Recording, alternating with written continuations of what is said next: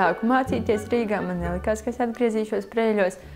Un tad, pabeidzot akadēmiju, tu nonāc jau pie tā brīža, ka ir jāizlem, ko tu darīsi.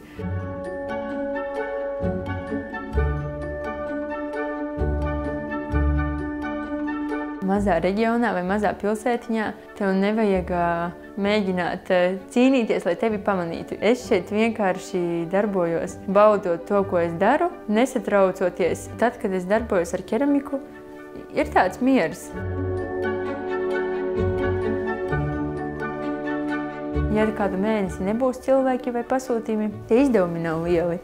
Man liekas, tā Preiļu kulminācija vēl būs, jo pils mums atjaunojas un amatnieku māja ir paredzēts, ka būs. Ar katru gadu, man liekas, kāds pievienojas, kas kaut ko dara.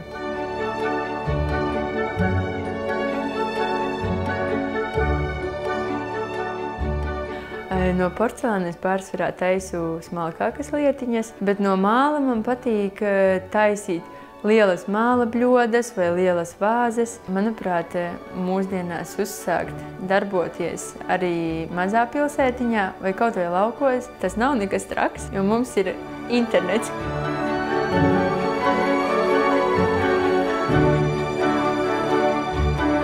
Top man jaunā keramikas darbnīca, jo pagaidām nav īsti apstākļu, lai vadītu meistarklases. Altuma aizdevums palīdzēja ideju par darbnīcu īstenot īsākā laika posmā.